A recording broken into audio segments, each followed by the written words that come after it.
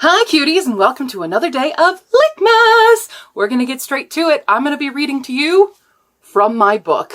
I just wanted to give you all a little sampling, so if you haven't read my book yet, this will give you an idea of whether or not it's your vibe, and if not, that's okay, and if it is, copies are available now. The Humane Society for Creatures and Cryptids by Stephanie Gillis. To every animal I've ever had or will have, and all the ones I didn't get to rescue. So basically, to all animals. We don't deserve you. Prologue. Please, I'm begging you. I can't do this. I'm not a pteroglossa. My name is Jeff Wolf. I'm just a wildlife photographer. Wolf isn't even my real name. It's Stavropoulos. I have an entire crew of people that helps me capture the animals for the show. Please, no! The man shrieked, wetting himself through his khaki shorts. His plaid shirt hung open in places where buttons were long lost. Red scrapes and purple bruises trailed along his face and exposed limbs. He struggled against the grip of his two captors clad in black uniforms with black caps shadowing their faces as they dragged him down a long corridor. Standing at the end, a man stood dressed in a well-fitted gray suit. Not a single wrinkle could be found on his porcelain skin, except for those around his eyes, lengthening his brightening smile at the approaching captive. Jeff's pleading and wailing did nothing to help persuade his captors as he watched the man take off a beautiful golden ring and insert it into a hole in the wall. Jeff's eyes scanned this strange, out-of-place structure. Much like a cave wall, the stones jutted out towards them, with the walls of the corridor sinking in, as though the stones were sucking the wall inwards. The stones began to separate, revealing a dark tunnel looming ahead. Jeff jumped as torches lit up without warning, illuminating a long sandstone corridor that seemed to go on forever. He peered in when his captors let him go, as though he might venture forward on his own. Before he could make that choice, a gust of harsh wind blew out of the tunnel, followed by a loud, echoing moan of whatever beast they had awoken inside. Jeff tried once more to beg for his freedom. Now, you've tamed lions and tigers. I'm sure this will be nothing for you. The man shoved Jeff through the opening, and the walls closed in on him before he could have a chance at running back through. He pried at the stones, trying to pull them apart, but none would budge. There was only one way through. He picked up a torch from the wall, holding it out in front of him, both to light his way and as a method of defense. The moaning echoed again, louder this time, sending him running. Dropping the torch on the ground, he made his way through the labyrinth, hoping that he was far enough away from whatever was coming for him. He was not. Part 1. The House in the Middle of the Woods. Quetzalcoatl, Feathered Serpent. Acquisition location, Oaxaca, Mexico. Date of acquisition, November 19th, 2000. Habitat, various forests, prefers humidity. Age when acquired, adult. Mythology base, Mesoamerican. Suspected magical properties. Immortality, intuition, weather manipulation, speech, and intelligence. Confirmed magical properties. Extended lifespan, intuition. Personality, docile, independent, curious. Diet. Small mammals, would love to get a snotling one of these days. Description. The feathered serpent was revered as a deity of duality in the Mesoamerican myths, but Quetzalcoatl, as we've aptly named, is rather much like any other serpent. It hunts for food, enjoys basking, and occasionally getting into places it shouldn't. She resembles a piebald python with luxurious and soft feathers of the same colors covering her entire body, making her particularly silent when on the move, much to the snotling's dismay. She is well known to escape her enclosure no matter what is done to prevent leading us to believe she may have an ability that allows her to escape, either by means of teleportation, shape-shifting, or telekinesis, but she has never displayed them in the presence of a human. Chapter 1. A Small Mountain Town. Talia. Damn it! Talia coughed through clouds of smoke, reaching for a small fire extinguisher. It wasn't a large blaze, but there were enough flammable materials on her lab bench to warrant the spray. Once the fire was doused, she scribbled the disappointing results into a spiral notebook. At the very top of the page were the words, Persuasion Potion Trials. Test 54, failure, exploded. Hedgewind quills created a high-frequency electric current when compounded with base solution, likely because of the abaya water. She threw her pencil down and leaned back in her desk chair, groaning her frustration at the ceiling. There were two types of people in Pandora, those who would never leave and those who wanted nothing more than to get the hell out. Talia Lambros was the latter. She already had everything planned. Once she finished her senior year at Pandora High, she would take her car and drive straight towards Telluride until she was out of Colorado entirely. From there, she'd end up wherever she damn well pleased. It didn't matter, as long as she wasn't in Pandora. The problem with Pandora wasn't palpable. It was a newly renovated resort town with tourists flocking to their so-called quaint shops, luscious hiking trails, and scenic gondola rides. With its renowned waterfall and massive reservoir for boating, water skiing, and other ridiculous water sports that Talia had a hard time believing people actually enjoyed, Pandora was on its way to becoming the next hot getaway spot in Colorado. That was not the problem. The problem was that she wasn't allowed to leave. No matter how hard she tried, it was never possible, even for a weekend. Once when she was in elementary school, there had been a school trip to a festival in Telluride, only a 30-minute drive out of town, but her older sister, Melpomene, had refused to sign the permission slip. When Talia had tried to forge the signature, her other older sister, Calliope, had tattled on her. No, Talia had never been able to get out of Pandora. No matter what, she had to stay there because of the family business. How she wished it was something normal, like running a little bookshop, or perhaps a bakery on the riverfront like most of her classmates' families did. The Lambros family business was terrible, and it was all her great-great-grandmother's fault. Great-great-grandma Toya Lambros and her husband Nikos emigrated to the U.S. from Greece. They fled their home country after Toya was accused of witchcraft. They brought crates of living creatures to be cared for in the massive mansion Nikos had designed in the deepest, thickest part of Pandora Wood. They named the mansion Lambros House, a sanctuary for all wayward creatures and cryptids. It was here that the family's first magical creatures were raised, rehabilitated, and reintroduced into the world to wreak havoc on humans. Yes, magical creatures, from goblins to griffins, they had all lived at Lambros House. Some still did. It was up to the Lambros family to protect them from extinction. They healed the creatures that were injured. They bred those they could. They even kept some on as gardeners. Talia waved out the window at Harriet the Bigfoot trimming one of the shrubs in the backyard. Poor thing. Harriet had been at Lambros' house for as long as Talia could remember, and they still hadn't found her a mate. When Harriet wasn't tending to the gardens, she was with Calliope, the middle child in the Lambros family, and the sister that Talia understood the least. At this time of the morning, Calliope would most likely be in the aviary, a massive glass-domed room spanning all 3 stories of the mansion. They kept the dome hot and humid, as many of the creatures inside were used to warmer climates than the cold environment of the Rockies. Calliope was easy to spot with a dozen humming drakes, tiny dragon-like creatures with hummingbird wings and a hunger for every known species of pepper, hovering around her arms and eating out of her hands. After she finished feeding the little ones, she would probably converse with Strieg. Talia would rather cut off her own ears than listen to the owl demon that spoke only in confusing rhymes. But for some reason, Calliope always paid rapt attention to whatever the owl said. That was the thing about Calliope. If any of the Lambros girls were to be accused of witchcraft, she was the best bet. Aside from her wild mane of curly black hair, bright turquoise green eyes, and notable lack of footwear no matter the season, she had the uncanny ability to make any creature fall in love with her, big or small, aggressive or timid. She gained their trust and formed such strange bonds with them that she was hardly ever seen without at least one creature draped around her neck and arms or clinging to her skirts. Every creature in the Lambros mansion was completely enamored with Calliope Lambros. It annoyed the crap out of Talia. It annoyed Melpomene, too. Mel, the eldest of the Lambros sisters, was the animal's least favorite, and she kept it that way.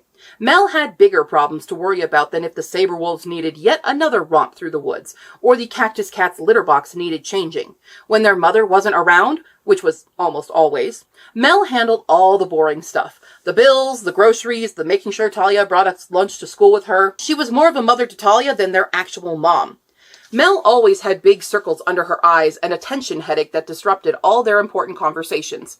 It was best to leave her alone while she tried to figure out how to keep money flowing into the house when none of them could hold down a job in town. Not that it was their fault. The town was crazy. Crazier than the magical creatures that lived in the rooms surrounding Talia's. The townspeople thought the Lambros family was filled with witches. Rumors spread constantly about their midnight spell casting and devil worshipping. Talia had been accused more than once of animal sacrifice and cursing the boys at Pandora High. As much as she would have loved to take credit for breaking Tommy Lewis's ankle right before the homecoming game, She couldn't. There wasn't a drop of magic in Talia's blood, no matter how many magical animals lived in her house. In fact, the term witch was offensive, considering Talia's pastimes were more like those of a mad scientist. There hadn't been much to do with Calliope single-handedly taking care of the creatures, so Talia had begun experimenting with the creatures' blood, venom, and other valuable fluids. She drafted medicinal elixirs and ointments for every kind of ailment she could think of. They didn't always work, but it was something to do, and they came in handy. When Mel got bitten by the Dreamweaver tarantula, it was Talia's antidote that finally cured Mel of the nightmare-filled coma induced by the spider's dream-lock venom. From then on, Talia's antidotes had been her main contribution to the household. Talia made the potions, and Mel sold them to the other 6 hidden sanctuaries around the world. 6 other sanctuaries, and yet Talia still couldn't leave Pandora. So there it was. The reason Talia couldn't leave Pandora was because she had to stay home with her sisters and the animals. The animals. Talia knew the word did not suit any of the inhabitants of Lambros house. They were creatures, monsters. They were not supposed to be real. They were a pain in the ass. Talia hated the family business almost as much as she hated living in Pandora. On the plus side, there were only 2.5 months left before Talia was free of high school and officially old enough to leave the house and the town forever. The days could not pass quickly enough. Talia gathered her backpack for school and headed down the stairs to the kitchen for a breakfast that she knew Mel would have already made for her. Along the way, she almost tripped over the feathered serpent curled up on one of the steps. She narrowly missed stepping on it and caught herself on the old wooden banister. She kept herself from toppling over the edge, but a loud wrenching sound forced her backwards to survey the damage she had done. The entire banister was coming loose from the wall and was now twisted, hanging off the plaster like a loose tooth. "Mel, lie!" Talia called out shrilly. She stomped down the steps towards the kitchen where Mel, dressed in overalls and a utility belt, was already heading to meet her. At least she was already in the home improvement mood that morning. "What's wrong?" Mel looked her sister over, a raised eyebrow changing her look of concern to one of annoyance. "What broke?" "Banister. The stupid python was left on the steps again." Talia shouted loudly, hoping their other sister could hear from wherever she was, but Calliope was still nowhere to be found. "I'll put it on the list of things to fix today, along with the third-floor bathroom sink, the doorknob to the dark room, and, of course, the freaking filters in the Kappa's pond." Melpomene flung a towel over her shoulder with a huff of frustration. "Breakfast is on the counter, lunch is with Dad. Don't be late coming home, I'll need your help with the filter."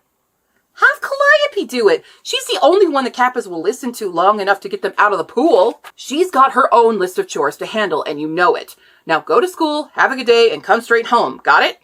Mel patted her frustrated sister's shoulder as she moved around her. Talia let out a long groan as she dragged her feet towards the kitchen. She tore at her toasted scrambled egg sandwich with vicious, resentful chomps. 2 more months, she repeated to herself like a mantra under her breath. She hurried to the front door, where a sack lunch sat beneath a gilded portrait of Demetrius Lambros. His black hair was wild like Calliope's, but shorter. It looked like a black cumulus cloud atop his head. His smile was the best part of the photograph, wide as though he had just received the best news. He had. Their mother took the picture right after she told him she was pregnant with Mel. Talia kissed the tips of her fingers and placed them on her father's forehead. "Bye, Dad." Grabbing her lunch, she let the door slam behind her as she left for school. Her car sat in front of the house. Mel was convinced it was undrivable because the brakes were faulty, but Talia knew that she could probably get to Telluride with it. It may not get her out of Colorado, but if she could get to Telluride, she could sell it and use the money for a bus ticket. Her plan was all worked out. Once she had that stupid diploma, it was goodbye Pandora, goodbye creatures, and hello freedom to do whatever the hell she wanted. Nothing was going to get in the way of that. Then first period happened. It was impossible not to notice her. She walked through the classroom door with a grace Talia had only ever observed on the fluttering of the golden eagle's wings, or the gait of the Enfield prancing through the courtyard. Her long legs and swaying hips hypnotized Talia as she approached their teacher, Mr. Reinhardt. A long braid of perfectly obsidian black hair tied with a red elastic band hung all the way to the small of her back. Talia's eyes moved to her face, her lips, her eyes. She could hardly concentrate as Mr. Reinhardt introduced her as Asha Singh, a transfer who had just moved to Pandora. Talia didn't know which god to thank for moving this gemstone girl into her crappy town, but she would thank them all if it meant she was real. Talia was too busy staring at her topaz jewel eyes and perfect Cupid's bow lips to realize Asha was moving in her direction. Why was she coming towards her? Talia began to panic. Had she said something out loud? Was the attraction so palpable that Asha felt it too? Was this the moment where they would instantly intertwine forever? Asha sat down next to her. Oh, that was the only empty seat in the room. Right. Asha glanced briefly over at Talia, who gave a kind smile before turning her attention back to Mr. Reinhardt's English class. Talia shook her head in an attempt to gather her jumbled thoughts, but her racing heart had trouble focusing on the lecture. Something about Greek heroes? Talia didn't know. She didn't really care, because as long as she got by the class with a solid C, she didn't have to remember anything about Achilles or Theseus or whoever it was her teacher was droning on about. She had to focus on sitting silently at her desk and not staring constantly at Asha. Could I share with you? Talia's head snapped up as the sweetest, most pleasant voice she had ever heard whispered so close to her ear that her skin turned to gooseflesh. What? Talia regretted the squeak in her voice, trying hard not to look flustered, but failing miserably as her textbook toppled to the floor. All eyes turned to them briefly, but noted that the commotion was unimportant. Both girls reached to pick up the book, resulting in their foreheads colliding. All eyes returned to them, followed by a few snickers and guffaws from their fellow classmates, and a concerned look from Mr. Reinhardt. Talia hastily snatched the book off the floor and replaced it on her desk. Sorry, Asha whispered. Talia quietly cleared her throat and tried to speak when Asha beat her to the punch again. Is it all right if I read along with you? I don't have a textbook yet. Of course, Talia stuttered, reopening the book to today's lesson. They were talking about Theseus and the Minotaur. Boring, in Talia's opinion. Not boring, though, was Asha's hand gently holding the other half of the textbook for them both to read. Also not boring was the diamond-cutting jaw structure Talia could now see perfectly clear in her profile. No, she had to stop looking. This wasn't going to go well. She was leaving. She wasn't about to get mixed up with some girl who probably wasn't even gay anyway. Being a lesbian in a small high school where everyone also thought she was a witch didn't exactly get her dates every Saturday night. Glancing around the room, Talia realized she wasn't the only one who had noticed the new beauty. Kenny Padfield was staring at Asha too. He was one of the so-called Princes of Pandora, because he was a member of one of the town's 3 founding families. At least, that's what they thought, since none of them knew that her house in the middle of the woods was actually the first house there. The Padfields, Lewises, and Harrises all moved in a decade or so later for gold, trade, and whatever else it was people did back then. Talia didn't care. They were ignorant to a lot of truths. It wasn't important to her that they knew who got here first. It was important how Kenny kept glancing over at Asha. No, it wasn't. Talia mentally slapped herself. She was leaving, as in never coming back to Pandora if she could help it. Getting attached to someone now was a bad idea. Even worse was what her sisters would think if she started a relationship. No one outside of the family was allowed to know about the truth of their house and the world of magical creatures. It was highly coveted knowledge protected by a secret society. So secret, even Talia didn't know where exactly the other houses were. While everyone communicated major news and sometimes reached out for assistance, the relationships between those houses were strained. Instead of a giant collective to protect the animals, it was more like a competition to gather the best creatures. They only traded off each other when absolutely necessary, like when they mishandled creatures and needed some of Talia's ointments to heal yet another crystal bat bite. The Lambros house was even more different. Talia knew the only way the other houses stayed afloat was by using the animals for profit. The meager money her family pulled in was from selling her ointments, creams, and the like, as well as from the consultation services Calliope and Melpomene would provide over the phone. Even though pawning golden eagle feathers would make them a lot more money than they were currently getting, their mother was highly against the other houses' black market trade. Instead, their family focused on protecting and breeding creatures to keep them from extinction. Talia didn't care much about that either. She saw how much it affected her sisters, and she wanted no part in it.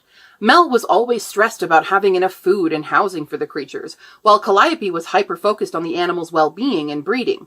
Talia experimented on their magical properties to pass the time. Sure, it got them a little cash in the bank when she manufactured antidotes, but the other houses wanted to bottle the magic, not the means to prevent it from working. Talia was satisfied with curing magical effects, not recreating it in liquid form. Honestly, if her family didn't depend on her antidotes, she'd be happy to stop her work entirely. Unfortunately, there wasn't much else to do in the small mountain town of Pandora. Melpomene. There was too much to do. She had been trying to fix the leak in the bathroom sink for over an hour, and all she had to show for it was wet clothes and a slowly growing pile of even wetter towels. Mel was not a plumber. She wanted to call a plumber to fix the leak, but no one was allowed to help the Lambrose family. No stranger could take just a few minutes to fix something and save Mel hours of watching YouTube tutorials on a very spotty Wi-Fi signal. Sitting against the bathroom door, she dropped her head back, smacking the wood lightly as she let out a long groan. Throwing the wrench down on the pile of wet towels, she closed her eyes and took a long, deep breath. It wasn't something to panic over. It was a small problem that could be fixed. A problem that would be fixed. I can do this. I will do this. I have to do this, she chanted over and over, attempting to garner confidence. Instead, each utterance became further proof of her pitiful desperation and loneliness, which were growing bigger than the adolescent lake monster in the pool downstairs. Giving up, Mel pushed herself to her feet and decided to take a look at the many other problems going on in the house. Upon exiting the bathroom, she almost tripped over 3 little snotling goblins that were running into one of the vacant creature rooms, each one of them clutching 2 or 3 buttons they had pulled from her clothing. She wished she could lock them up, but so far they had managed to escape all her attempts to contain them, save for keeping them in the house itself, though that might have been because they didn't want to leave. There were far more enticing treasures inside the house than out in the woods. Mel chose to use the stairs on the side of the house instead. The crisp spring air helped her perk up from the stress of the morning. Mel stopped and peered over the stone balcony to the steps that led to her bedroom.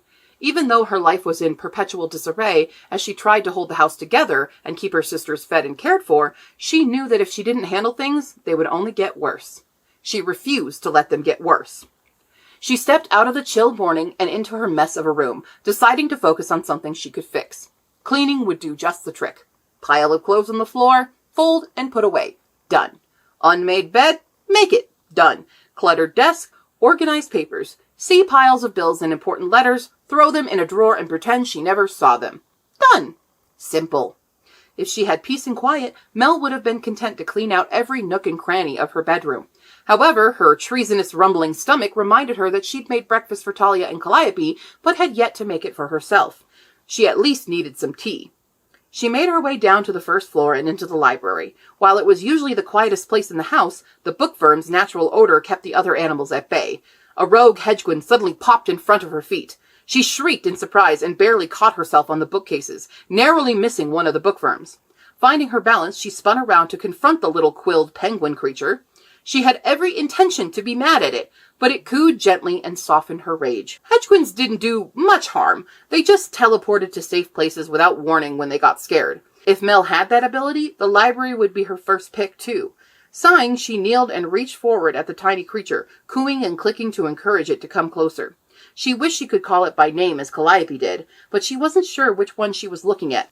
Sonic, Luigi, Zelda, and Samus were all pretty much identical. Their mother, Alora, had adopted them after traipsing through the French Alps.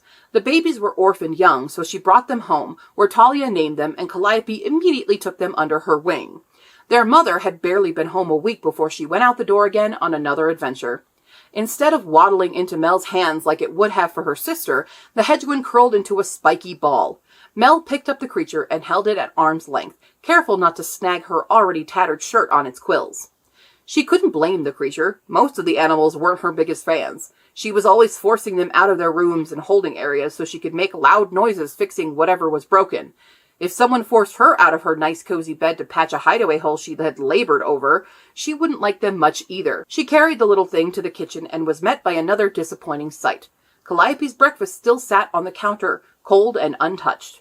Mel sat the creature down on the counter and put the kettle on the stove for her tea. Just as she was about to shout for her sister, her phone chimed, scaring the little hedgewind into disappearing with a pop.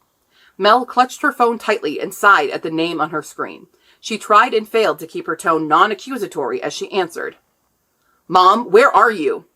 "And hello to you, too," her mother's voice came through, half obscured by static. "You haven't called in over a week. I'm worried. Are you coming home soon?" Mel pinched the phone between her shoulder and ear while she reheated Calliope's breakfast. "Hopefully. I've been tracking something big in the boreal forest, but I had to call for reinforcements." "Reinforcements? You want us to come with you?" Mel raised her voice hopefully, but her wish came crashing down when her mother spoke again. "No, I called around the other sanctuaries." Her mother was unaware of the sadness creeping into Mel's expression. Most of them said no, but the gentleman from Germany gave me a number for some freelancers. Apparently they've been very helpful to the other houses, and they're looking to build their own sanctuary. I think somewhere in Europe, Romania, Croatia, I can't remember. Mel sighed at her mother's weaving story. Anyway, they were happy to come meet with me. So you hired 2 random strangers to come help you with a creature, and you didn't even ask your own daughters first? We're running this place for you. Mel nearly bit the phone. The microwave beeped in time with her pounding heart. She pulled out Calliope's breakfast and set it on the counter. They've been traveling with me for the last few days, she continued without acknowledging her daughter. We're so close to the capture that I'm sending one of them to meet with you to prep for a new arrival. Get him settled and have Calliope help him with the habitat, all right? He'll be there in a day or 2. I've got to run, but I'll check in again once we've caught the creature. Give your sisters my love. Wait, Mom! Mel yelled, but the line went dead, and with it went her efforts to stay composed. Damn it! She slammed her hand down on the counter and hit the plate of food she'd made for Calliope. Eggs flew into her messy bun of black hair as the plate shattered on the floor. Just as Mel's shock began to wash away, Calliope walked into the kitchen and stopped dead in her tracks. Her wide turquoise eyes darted to the broken plate. Let me help you, she offered, reaching for a hand towel. Don't bother, Mel shook the eggs out of her hair. Just go back to your work and I'll fix it later, like I fix everything else in this stupid house. She stormed off, wishing she hadn't snapped at Calliope. She was angry at their mother, but even angrier at herself for believing that this time their mother would turn into her old self and care about her daughters more than her career. What a foolish thing to believe after so many years. She reached for the front door, but paused. A pang of guilt struck her chest when she saw the portrait of their father. Her mother's behavior wasn't entirely her own fault. She'd changed the day her father was killed, and she wasn't going to change back. Hurrying back to the kitchen, Mel found that the broken plate and mess of food had been cleaned up. There was no trace of the incident or her sister. Mel sighed, bit her cheek, and made her way to the aviary's preparation room. It was empty. She opened the doors to the aviary. I'm going to the hardware store. Do you need anything? She shouted. Her question was met with no answer. The golden eagle took flight above her. The sun's glare struck its golden feathers and nearly blinded her. A flutter of wings and the hoot of an owl distracted her from her annoyance at the eagle. The muse you seek is gone to dwell where darkness breeds the ne'er-do-wells.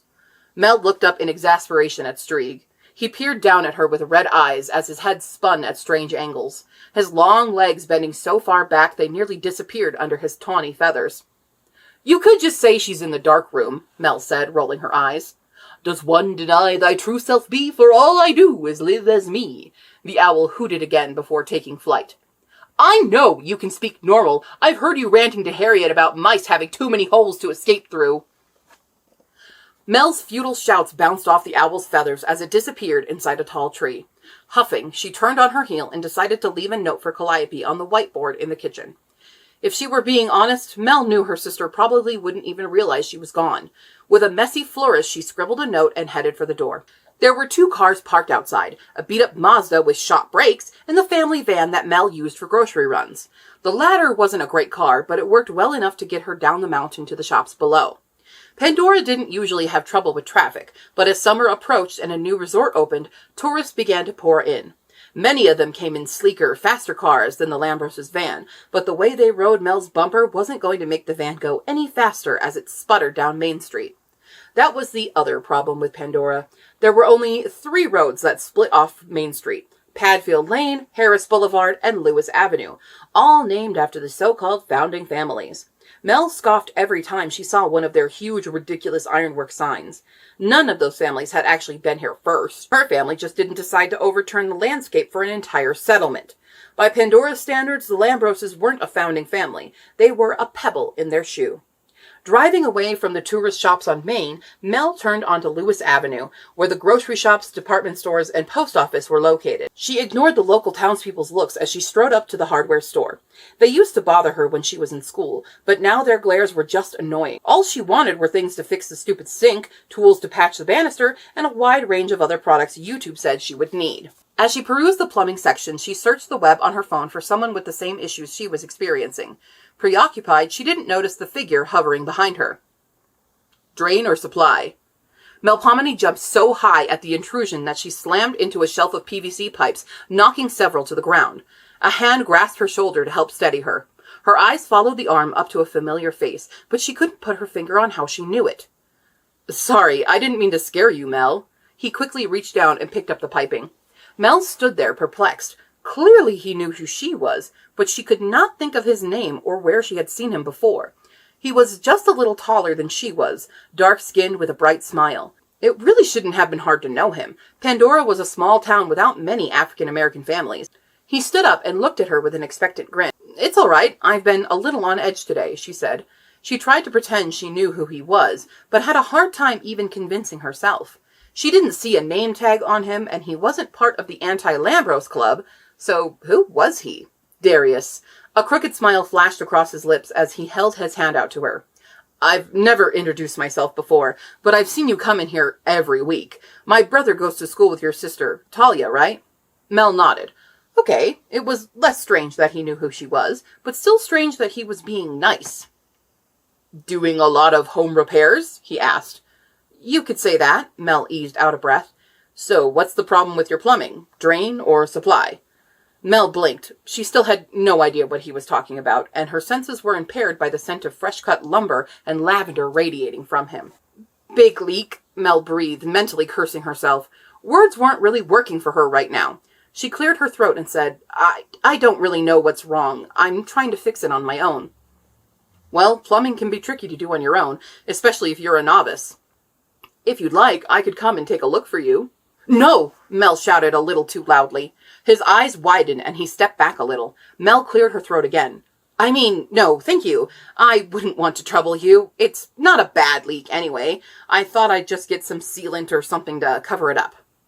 "It's no trouble, but if you'd rather try your hand at it, why don't you take a picture or a video of what's going on and show it to me? I can give you a better idea of how to fix it." "Oh, that would be really helpful. Thank you, Darius." He smirked. "Darius," she replied, turning her eyes away as heat started to spread through her cheeks. She looked towards the front counter where Jerry Padfield was giving her the evil eye. Turning back to Darius, she wondered how anyone could be so nice to her. "So, if you see me come in here a lot, you must frequent the place. What brings you here?" "We just moved here from Fairplay a few months ago. I'm the new handyman for the resort, so I've been getting a lot of supplies." "Ah, that's why," Mel muttered without thinking. "That's why what?" He laughed.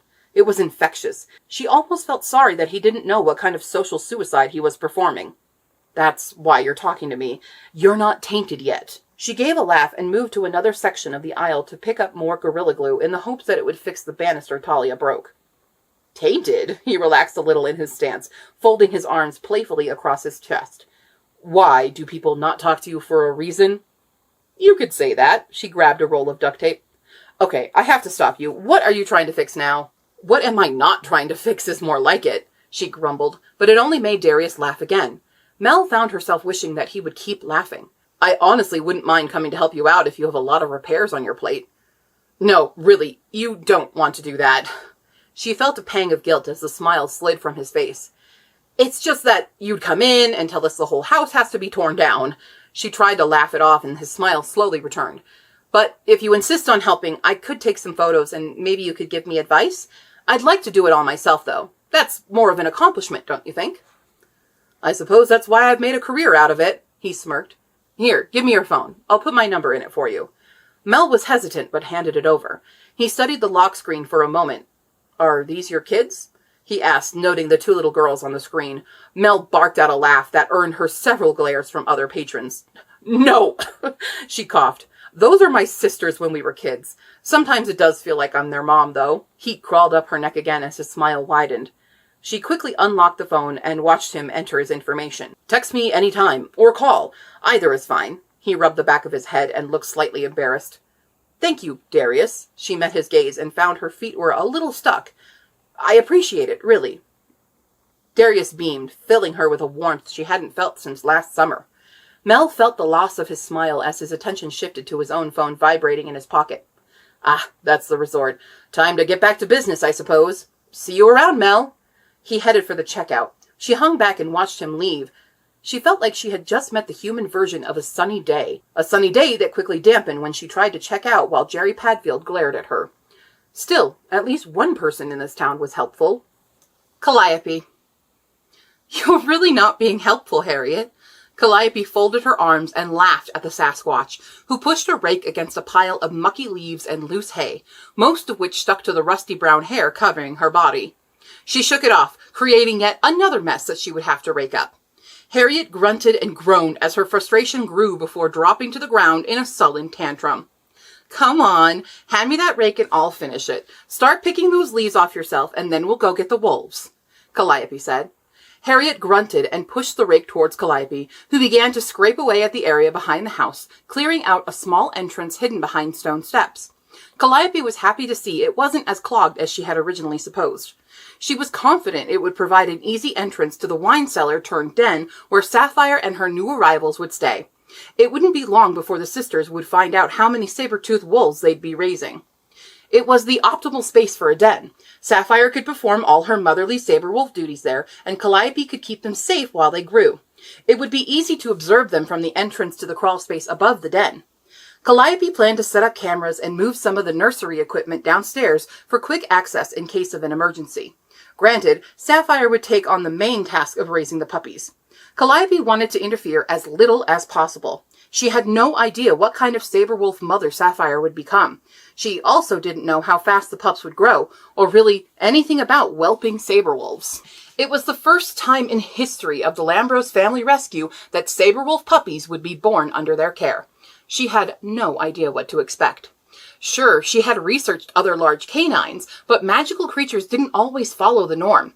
Based on Sapphire's belly size and position, the pups were coming soon. If they could get their hands on an ultrasound, they could find out how many to expect. But it wasn't as though Calliope could take a saber-wolf to the local veterinarian, nor would she have one come to them. No one could know of these creatures, and Calliope was certainly the last person who would ever break that rule. She set the rake aside to help Harriet with her leaf problem. Harriet squatted, her big feet flat on the ground, and allowed Calliope to pick leaves and bits of hay out of her long, tangled auburn hair.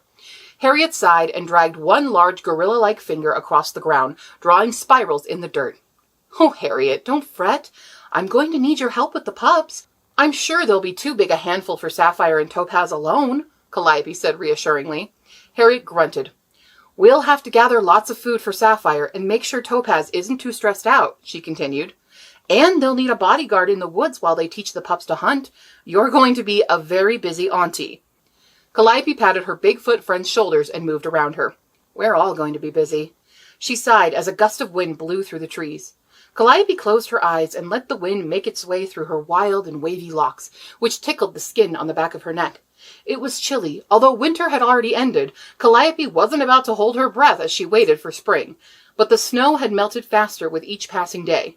She was sure that in addition to the effects of climate change, the house had hardly been affected by bad winter nights because Enfield would wanted its prey to come out of hibernation. The little winged fox had a ferocious appetite, and it enjoyed hunting so much that one flap of its wings cleared snow away to reveal a hibernating breakfast. This wind felt different, though. Its electricity kissed the hairs on her arms and neck. It felt like anticipation. Something was coming. Something was changing. Calliope didn't like that. Shaking the sensation off, she kneeled down at the newly cleared entrance to the quarantine room. A large dog door sat inside the small stone arch. Crouching down, she knocked the door inwards and crawled through, much to Harriet's dismay. Disgruntled, the Bigfoot moaned at Calliope's sudden disappearance. "Harriet, I'm right here!" Calliope crawled back out. "I need to test the doggy door. Calm down." She held up a hand and the Sasquatch shuffled, grumbling to herself before she sat down to keep watch. Calliope kneeled back down and pushed the dog door open with a light swat of her hand. It was heavy enough that the new puppies wouldn't be able to push it open, but not so heavy that Sapphire and Topaz wouldn't be able to come and go. Letting the panel shut behind her, she found herself surrounded by blankets and an encased dome of sticks and stones that gave off the illusion they were in a cave rather than a crawl space. The only thing that looked a little out of place was a ladder. Calliope curled up against the wall, proud of the work she had done to create a nice, comfortable den where Sapphire and Topaz could have their babies. Standing up, she moved to the ladder and pushed open the trap door that led to the quarantine zone. What was formerly a ballroom had long ago been transformed to accommodate new arrivals. Next to the door, Calliope was happy to see a cart full of medical supplies that Mel and Talia had brought home for her. She still needed to bring a few more things from the upstairs nurseries, but the supplies were a good start. In the coming days, she would sort through the collection to make sure they had enough bottles and formula in case Sapphire struggled to produce milk. They would also need bandages, collar cones, medicine, more blankets, towels, and lots of fresh meat in the freezer so Sapphire and Topaz wouldn't strain themselves hunting. Everything had to be perfect for the new additions to Lambros' house. Calliope was going to make sure of it. Another howl from Harriet caught her attention, so she hurried back into the crawlspace and through the pet door to ease Harriet's nerves. But when she made it outside, Harriet was nowhere to be found. "Harriet!" she called out, but couldn't see where the Sasquatch had gone.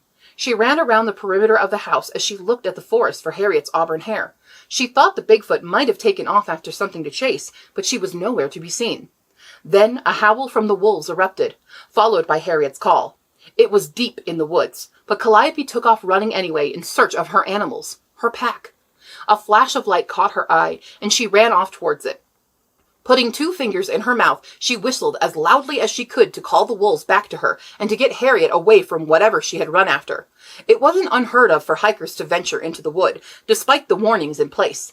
Tourists had their own side of the mountain to traipse around on, but sometimes tall iron fences with no trespassing signs weren't enough to keep people out of the preserve, especially the people who came here to chase legends. Calliope wished she could seal the mouths of every single person who dared to spread rumors about Bigfoot living in these woods. They may have been right, but the land was protected for a reason. She wasn't about to let anyone confirm those rumors. Another visceral roar caught her attention as she went sliding down the steeper side of the woods without a care for her own safety. Getting to her feet, she spotted Harriet's fur moving quickly toward her. The wolves barked and snarled nearby, followed by a high-pitched shriek that definitely came from a human. Calliope took off in pursuit of the sound, but Harriet scooped her up and carried her to the commotion. High up in Harriet's grasp, Calliope saw someone running down the mountain as fast as they could with the wolves flanking them, pushing them off the land. Calliope was glad Harriet carried her. The terrain was much rougher than she could handle on her own. The wolves dodged in and out of view as they herded the intruder down the mountain. She was almost certain it was a boy. She watched him jump onto some wooden crates and leap over the iron fence. He rolled through the trees, shouting and cursing as he tumbled into rocks and bushes that littered the forest floor. "Stop!" Calliope called for Harriet, who skidded to a halt just before they could leap over the fence line. Calliope shivered, her hands gripping Harriet's hair until her knuckles turned white and her breathing escalated to full-on hyperventilation. As soon as Harriet set her down, Calliope scrambled away from the fence until she backed herself into a tree. Tucking herself into a ball, she rested her head on her knees and tried to calm the panic rising in her throat. Sapphire and Topaz bounded over to her. Topaz licked her cheek until she lifted her head up to greet him. With shaking hands, she reached out and wrapped her arms around Topaz's neck, letting his pulse calm her until she returned to the situation at hand. Sapphire nudged her other side and set something big and black into her lap. A camera. It was beaten up from being dropped and scratched from the saber-wolf's teeth, but it was still operable. Voices rang out lower on the mountain, which sent a shock up Calliope's spine. She had to get out of there. They were too close to town. Scrambling to her feet, she stumbled and let out a howl of pain. She realized as the adrenaline wore off that she had rolled her ankle. Sensing her pain, Harriet picked her up again, this time cradling her like a baby as she carried her back to Lambros' house.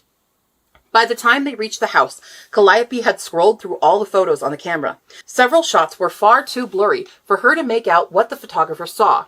Due to a wonderful piece of magic, Bigfoot could not be clearly photographed, filmed, or recorded in any way. Even if Calliope held the camera up to Harriet's face in good light, the resulting photograph would be a blurry mess. The danger was that saber-wolves didn't possess such magic. The first shot on the camera was of Sapphire and Topaz, their long canine teeth prominently displayed. It was a beautiful photo and clear as day. She considered printing it off for herself before deleting it. Scrolling through more of the pictures, she found what she was looking for. A selfie of a young Asian boy, probably around Talia's age. It had been a mistake for him to take the photo. Calliope would have to interrogate her sister about whether she knew him, and then ensure that he never breathed the truth of the mountain to anyone. Asha. Asha Singh had moved to 3 different towns in the last year and a half, and out of all of them, the latest one was the worst. All she wanted for her senior year of high school was to stay in one place long enough to finish unpacking her books and maybe make some friends. But a tiny former mining town in the middle of the Rocky Mountains did not seem like a likely place for companionship. She didn't understand why her parents had decided to invest in Pandora. It sat just a half hour away from Telluride, the famous destination for winter sports. What did Pandora have besides podunk gift shops around a murky lake and waterfall? Her father often dismissed Asha's questions, explaining that the crowds of Telluride would pull the more luxury-inclined customers to Pandora. That, and the Pandora Reservoir, was optimal for summertime boating, whitewater rafting, hiking, and other crazy pastimes bored people could engage in. Still, she could see why Pandora was popular. It was a tucked-away natural beauty with a massive waterfall and a scenic blue lake below. The shops along the river and reservoir were quaint. They had character and history. She had to admit, mountainous scenery was a nice change from the beachfront towns they'd been living in, though it was far too cold for her liking. She had already seen several townies in shorts and t-shirts on her way to school, despite the 40-degree weather outside. The snow was still covering some of the streets, for crying out loud. And sandals! She had seen sandals when she'd arrived at the school. Pandora's people were insane! At least school had been warm, especially during first period. Her face was constantly flushed as she tried to read a Greek myth with the punk goth girl next to her. She seemed nice, a little awkward, but cute. She had stared at Asha. It was inevitable that people would stare at her in this place. She stuck out like a sore thumb in a very white mountain town, but the way this girl had been staring felt different. It made Asha's chest tighten, and her hands sweat so much that she was worried about damaging the textbook. Since she was here for the foreseeable future, and hopefully the end of her high school career, maybe Asha could make her first attempt at being friends. That is, if the girl hadn't run out of the room as soon as class was dismissed. Asha sighed, picked up her bag, and headed for the door. However, her path was blocked by one of the boys in her class. He was tall, blonde, and blue-eyed with a white t-shirt and loose-fitting jeans that hinted at a muscular frame. The very image of a small-town boy. He looked at her with a smug smile plastered across his face. It was a smile Asha had seen 1,000,000 times before. This was the guy of the school, it seemed. The quarterback, the star player, the guy every girl drooled over. He was wasting his time. "I'm Kenny Padfield. Your dad is opening the new resort, yeah? It's pretty dope. Looks real high class." He waggled his eyebrows. "Yes, well, my father is always looking to make his resorts dope," Asha retorted, moving to leave, but he blocked her again. "Then you can tell him mission accomplished. My dad's president of Pandoran Adventures. We run all the whitewater rafting tours and adventure hikes. We'll probably be seeing a lot of each other." Kenny laughed, oblivious to Asha's annoyance. "There's a party this weekend kicking off spring break. You should come. It's the last house in the row on Silver Spruce before you get to the woods. You can't miss it." "Oh, I'm sure I will." Asha smiled and ducked out of the classroom before he could process her words. It was always like this at new schools. The rich kids had to find the other rich kids and talk about how much money their daddies made. It was exhausting. Asha moved on to her next boring class, and the next one after that, and the next one after that. Then it was lunchtime in the cafeteria, where she actively avoided more of Kenny and his friends' invitations to the party. Then, finally, she was blessed with a free period. She found herself seeking refuge between the dusty stacks of unused books in the library. Settling down in a back corner, she pulled out her textbooks and began catching up. Not that it really mattered. She knew she would pass. Every time she moved, the teachers took pity on her and gave her passing grades, even if she did absolutely nothing. The teachers here were no different. They wanted to help her get through the rest of the school year and off to whichever Ivy League college her parents had selected. Asha didn't want to go to college. She didn't want to waste more time in a school that didn't care about anything except how much money her dad would contribute to it. She didn't feel passionate about any career path. Her mother preferred she just meet some well-off Indian boy and start having babies, but she didn't exactly feel passionate about that either. Aside from not wanting to play any part in her parents' dreams, her biggest issue was that she did not want to settle down with a boy. Boys had never been in the picture. Her parents attributed her lack of boyfriends to her class, when in reality it was due to a lack of interest in the opposite sex. Not that she'd had much luck with the girls she'd met while moving from town to town. Most of the girls in her family's circles weren't from her side of the fence. A sneeze interrupted her train of thought. Asha had thought she was alone in the library, but when she peered through the gaps between shelves, she saw a dark figure sitting on the floor just a few aisles down. Asha crawled over, curious to see who else had claimed asylum in the only silent room in the building. The sneezing continued, masking Asha's own noises as she discovered the source was the punk girl from her first period class. "Are you sick?" The girl was so startled that she flung her book at Asha, who narrowly avoided injury by blocking it with her forearm. "Shit, you scared me! Are you all right?" The girl panicked, grabbing the book and pushing it out of the way. Asha saw that it was a photography book before the girl pulled it behind her back and scooted closer to examine Asha's arm. "I'm fine. Sorry about that. I didn't know anyone else was in here, and I heard you sneeze." Yeah, the girl sniffed. Dusty books. She smiled, revealing an endearing gap in her front teeth. They don't seem to get much use here, Asha said, looking around and swiping her finger across one of the shelves to reveal a thick coat of dust. You could say that, the girl laughed and cleared her throat. I'm Talia, by the way. Sorry I didn't introduce myself to you before. That's all right. I'm Asha. Asha held out her hand for a comically long time until Talia took it with an odd hesitance.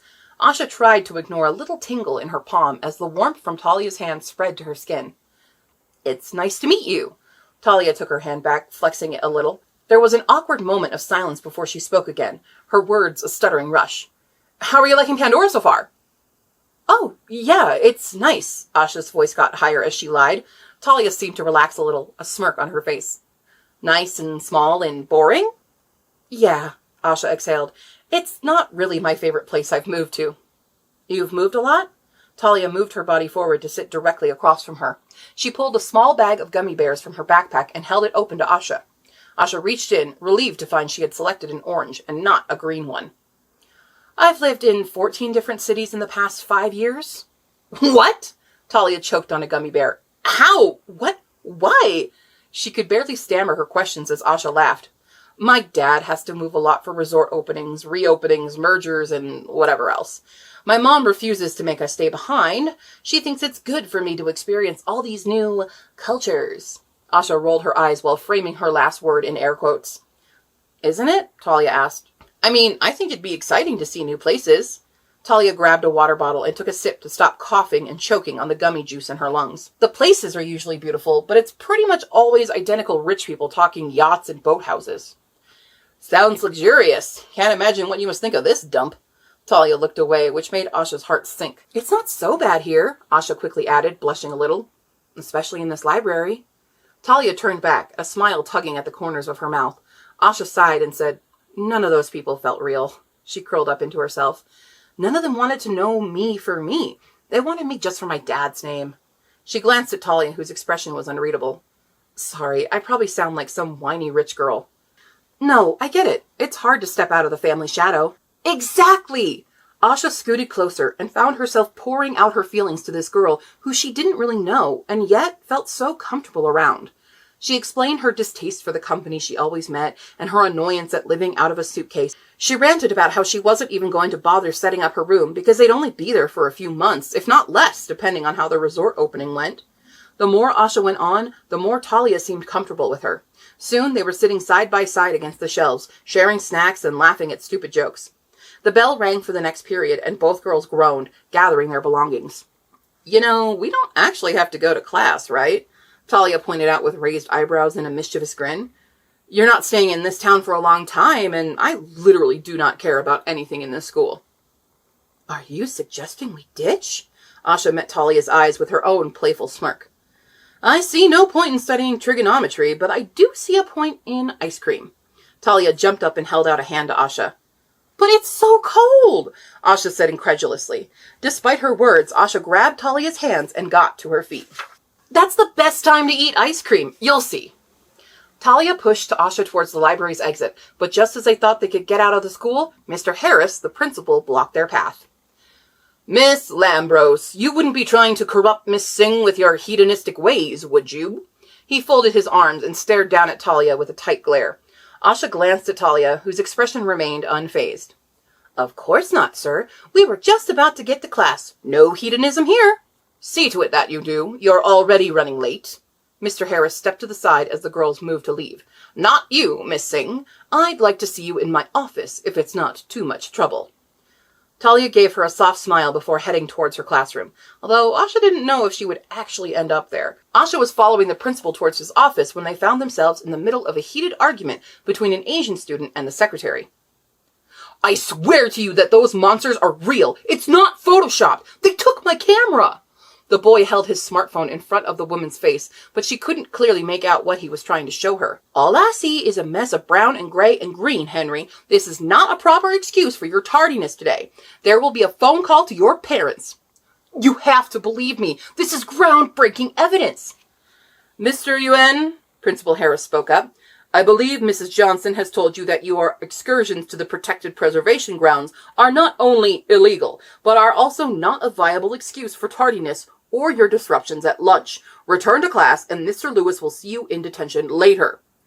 "This is bullshit!" Henry stormed out of the office. "And for the rest of the week," Principal Harris called out before gesturing for Asha to follow him into his office. "Monsters? What was that about exactly?"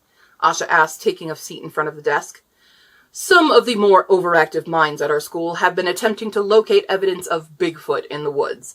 Woods that are protected. Neither you nor anyone else is allowed in, except your new friend." "Why is that?" "Her family owns those woods. It's a good reason why it would be ill-advised for you to partake in a friendship with Talia Lambros, or any of the Lambros girls."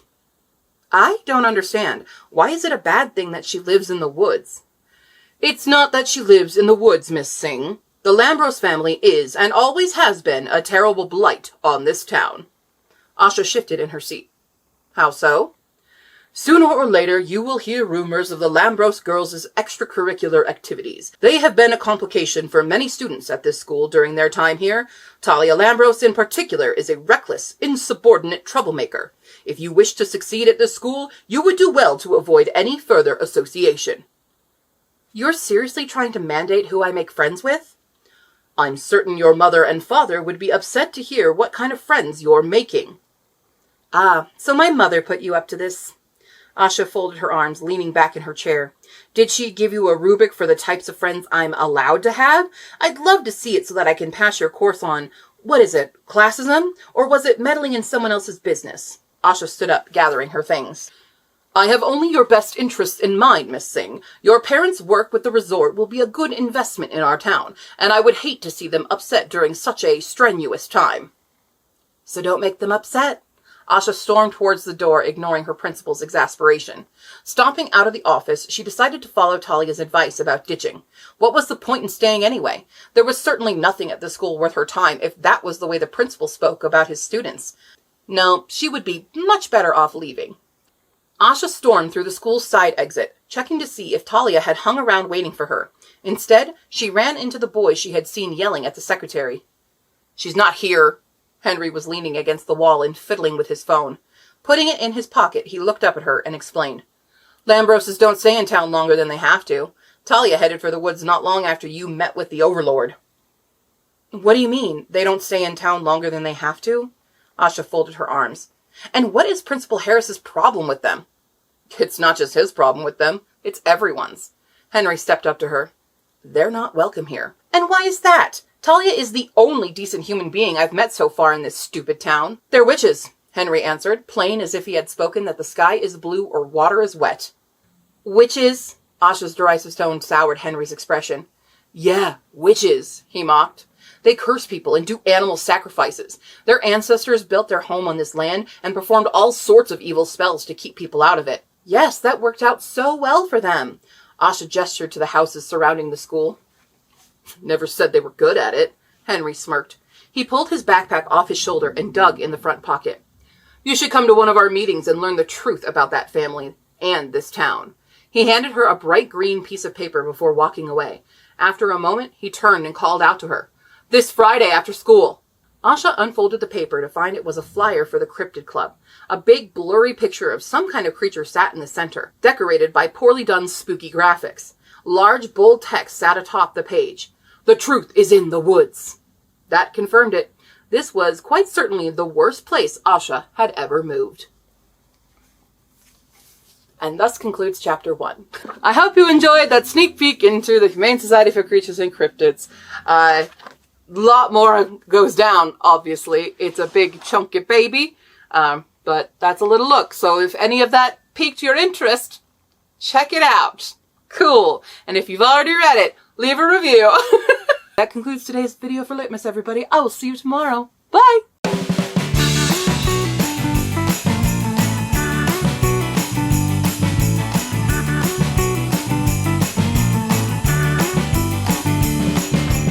The crisp spring... I can't say this line. There, as she plated the shattered... Wow. She was angry at their mother, but even angry at... Oh my god. A beat-up Mazda with... blah, blah, blah, blah, blah, blah, blah. He stood up and looked at her with an...